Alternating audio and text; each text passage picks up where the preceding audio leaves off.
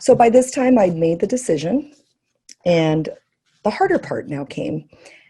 I remember seeing a study once, and again, it's something that has greatly influenced me, talking about how we as humans spend far too much time and far too much energy in debating decisions, thinking of the pros and cons of decisions, uh, doing pro and con list and seeing what the worst case scenarios might be, and really just killing ourselves over making sure that we make the right decision so that we don't regret it, instead of actually spending that energy, spending that time, and spending our resources on making the decision work.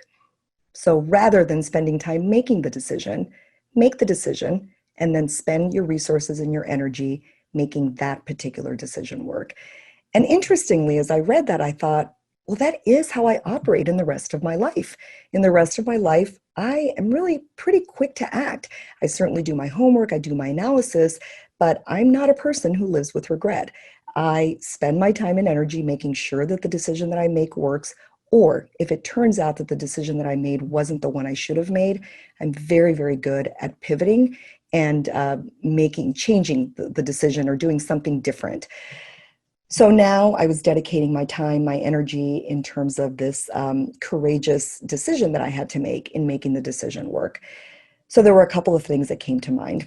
So this first one was, because this was all about energy, how could I preserve my energy? How could I build upon, how could I fill my energy tank, but also make sure that I didn't deplete it unnecessarily? So up until now, everything that you've heard from me makes it sound like I am, all sweetness and all, looking at these things from this very analytical perspective. And it's true, I am those things. But I also have an incredibly strong Latina sassy gene. And this is the first time you're going to see it, but not the last time. So the first thing that I thought was, well, a philosophy of mine has always been that I don't waste time on time wasters.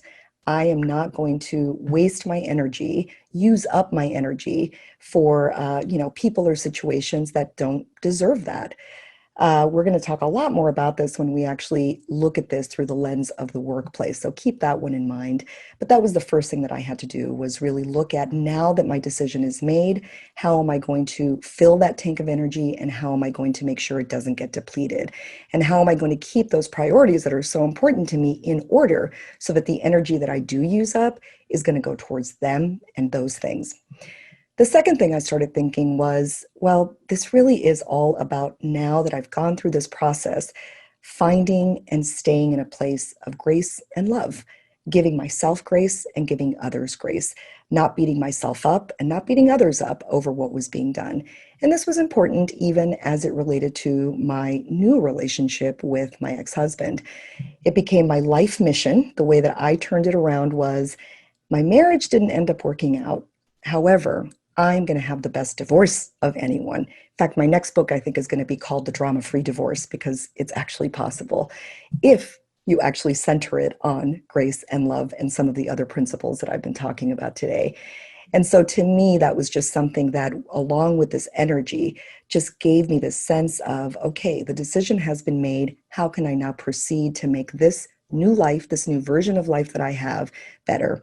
My mom and my sister moved in with me, and we decided this would be our new family unit. This would be, at least for the time being, the family that we were going to create for my son, and other decisions that were made that really were rooted in this idea of grace and love.